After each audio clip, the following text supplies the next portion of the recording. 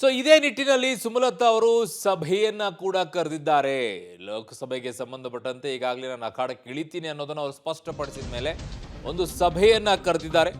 ನಾಳೆ 4 ಗಂಟೆಗೆ ಬೆಂಗಳೂರು ನಿವಾಸದಲ್ಲಿ ಹೈ ವೋಲ್ಟೇಜ್ ಮೀಟಿಂಗ್ ನಡೆಯಲಿದೆ. ರೋಚಕ ತಿರುವಿನತ್ತ ಈಗಿರೋದು ತೀವ್ರ ಕುತೂಹಲ ಮೂಡಿಸಿದೆ ಸಂಸದೆ ಸುಮಲತಾ ಅವರ ನಡೆ. ಸ್ಪರ್ಧೆ ಖಚಿತಪಡಿಸಿದ್ದ ಬೆನ್ನಲ್ಲೇ ಈಗ ಮಹತ್ವದ ಸಭೆಯನ್ನ ಮಾಡ್ತಾ ಇದ್ದಾರೆ. ಪ್ರಮುಖ ಮುಖಂಡರನ್ನ ಕರೆದು ಸಭೆಯನ್ನ ಮಂಡ್ಯ ಸಂಸದೆ ಮಾಡ್ತಾ ಇದ್ದಾರೆ. ಸೊ ನಾಳೆ 4 ಗಂಟೆಗೆ ಬೆಂಗಳೂರು ನಿವಾಸದಲ್ಲಿ ಹೈ ವೋಲ್ಟೇಜ್ ಮೀಟಿಂಗ್ ಇದೆ. ಅಂಬರೀಶ್ ಸುಮಲತಾರ ಪ್ರಮುಖ ಬೆಂಬಲಿಗರು ಸಭೆಯಲ್ಲಿ ಭಾಗಿಯಾಗ್ತಾರೆ. ಸೊ 8 ವಿಧಾನಸಭಾ ಕ್ಷೇತ್ರಗಳಿಂದಲೂ ಕೂಡ ಸಭೆಗೆ ಮುಖಂಡರು ಆಗಮಿಸಲಿದ್ದಾರೆ.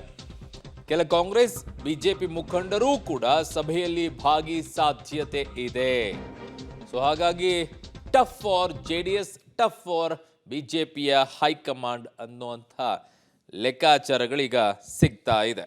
ಓಕೆ, ನನ್ನ ಸಹೋದ್ಯೋಗಿ ರೋಹಿತ್ ದೇವರಹಳ್ಳಿ ನನ್ನೊಂದಿಗೆ ನೇರ ಸಂಪರ್ಕಕ್ಕೆ ಸಿಗ್ತಾ ಇದ್ದಾರೆ. ರೋಹಿತ್, ಏನಾಗ್ತಾ ಇದ್ದೀರಿ? ಮಂಡ್ಯ ಮತ್ತೆ ಇಂಡಿಯಾ ಈ ಕಡೆಗೆ ತಿರುಗಿ ನೋಡ್ಬೇಕಾ? ಆ ರೀತಿಯಲ್ಲಿ ಮಂಡ್ಯದ ರಾಜಕೀಯ ಮತ್ತೆ ಚದುರಂಗದಾಟದ ರೀತಿಯಲ್ಲಿ ಆಗ್ತಾ ಇದೆಯಾ? ಹೇಗೆ ಇದು ಬರೀ ಕೇವಲ ಟಿಕೆಟಿಗೋಸ್ಕರನೇ ಈ ರೀತಿ ಆದ್ರೆ ಹೆಂಗೆ ಅಂತ?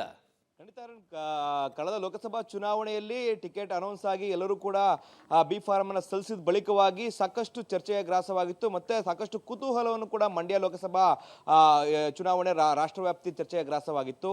ಆದರೆ ಈ ಬಾರಿ ಟಿಕೆಟ್ ಹಂಚಿಕೆಗೆ ಸಾಕಷ್ಟು ಕೂಡ ಕಗ್ಗಂಟಾಗಿರುವಂಥದ್ದು. ಯಾಕಂದ್ರೆ ಬಿಜೆಪಿ ಜೆಡಿಎಸ್ ಮೈತ್ರಿ ಆದಂತ ಬಳಿಕವಾಗಿ ಸುಮಲತಾ ಅವರ ನಿರ್ಧಾರಗಳೇನಾಗುತ್ತೆ, ಅವರ ನಿಲುವುಗಳೇನಾಗುತ್ತೆ ನಿಟ್ಟಿನಲ್ಲಿ ಸಾಕಷ್ಟು ಪ್ರಶ್ನೆಗಳು ಮೂಡ್ತಾ ಇತ್ತು. ಇನ್ನೊಂದು ಕಡೆ ಜೆಡಿಎಸ್ ಸ್ಪಷ್ಟವಾಗಿ ನಮಗೆ ಮಂಡ್ಯ ಟಿಕೆಟ್ ಅಂತೇಳಿ ಹೇಳ್ತಾ ಇತ್ತು. ಆದ್ರೆ ಇದೀಗ ಎಲ್ಲಾ ಚಿತ್ರಣವೂ ಕೂಡ ಬದಲಾದಂತೆ ಕಾಣ್ತಾ ಇದೆ. ಸಂಸದೆ ಸುಮಲತಾ ಅಂಬರೀಶ್ ಅವರು ಸ್ಪಷ್ಟವಾಗಿ ಹೇಳ್ತಾ ಇದ್ದಾರೆ, ನನ್ನ ಸ್ಪರ್ಧೆ ಮಂಡ್ಯದಿಂದಲೇ ಕೂಡ, ನಾನು ಮಂಡ್ಯ ಬಿಟ್ಟು ಬೇರೆಲ್ಲೂ ಹೋಗಲ್ಲ ಅಂತ ಒಂದ್ ಕಡೆ ಮಾತನಾಡ್ತಾ ಇದ್ದಾರೆ. ಇನ್ನೊಂದ್ ಕಡೆ ಜೆಡಿಎಸ್ ನಾಯಕರು ಮಂಡ್ಯ ಟಿಕೆಟ್ ನಮ್ಗೆ ಅಂತೇಳಿ ಹೇಳ್ತಾ ಇರುವಂತದ್ದು. ಈ ಹೊತ್ತಿನಲ್ಲೇ ನಿನ್ನೆ ಸ್ಪಷ್ಟವಾಗಿ ಸುಮಲತಾ ಅಂಬರೀಶ್ ಅವರು ಹೇಳಿದ್ದು, ನನ್ನ ಸ್ಪರ್ಧೆ ಈ ಬಾರಿ ಖಚಿತ ಅಂತ ಹೇಳಿದ್ರು. ಅದೇ ನಿಟ್ಟಿನಲ್ಲಿ ನಾಳೆ ಒಂದು ಮಹತ್ವವಾದ ಸಭೆಯನ್ನ ಬೆಂಗಳೂರು ನಿವಾಸದಲ್ಲಿ ಕರೆದಿದ್ದಾರೆ. ಈ ಒಂದು ಸಭೆಗೆ ಮಂಡ್ಯ ಲೋಕಸಭಾ ಕ್ಷೇತ್ರದ 8 ವಿಧಾನಸಭಾ ಕ್ಷೇತ್ರಗಳ ಮುಖಂಡರು, ಒಂದೊಂದು ಕ್ಷೇತ್ರಕ್ಕೆ 10 ಜನ, 5 ಜನ, ಈ ರೀತಿಯಾಗಿ ಒಂದಷ್ಟು ಜನ ಮುಖಂಡರು ಮತ್ತೆ ಸುಮಲತಾ ಆಪ್ತರು ಮತ್ತೆ ಅಂಬರೀಷ್ ಆಪ್ತರು ಎಲ್ಲರೂ ಕೂಡ ಈ ಒಂದು ಸಭೆಯಲ್ಲಿ ಭಾಗಿಯಾಗ್ತಾ ಇದ್ದಾರೆ.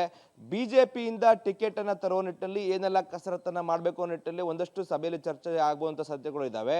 ಜೊತೆಗೆ ಒಂದು ವೇಳೆ ಬಿಜೆಪಿಯಿಂದ ಅಂದ್ರೆ ಮೈತ್ರಿ ಟಿಕೆಟ್ ಅವ್ರಿಗೆ ಸಿಗ್ನಿಲ್ಲ ಅಂತ ವೇಳೆಯಲ್ಲಿ ಮುಂದಿನ ನಿಲುವುಗಳನ್ನ ಹೇಗೆ ತಗೋಬೇಕು, ಒಂದು ವೇಳೆ ಪಕ್ಷೇತರವಾಗಿ ನಿಂತ ಸಂದರ್ಭದಲ್ಲಿ ನಮ್ಮ ಸ್ಟ್ರಾಟಜಿ ಹೇಗಿರಬೇಕಾಗಿರುವಂಥದ್ದು, ಕಳೆದ ಲೋಕಸಭಾ ಚುನಾವಣೆಯ ರೀತಿಯಲ್ಲೇ ಈ ಒಂದು ಚುನಾವಣೆಯನ್ನ ಕ್ಯಾರಿ ಮಾಡ್ಕೊಂಡು ಹೋಗ್ಬೇಕನ್ನೋ ನಿಟ್ಟಿನಲ್ಲಿ ಸಾಕಷ್ಟು ಚರ್ಚೆಗಳಾಗ್ತವೆ.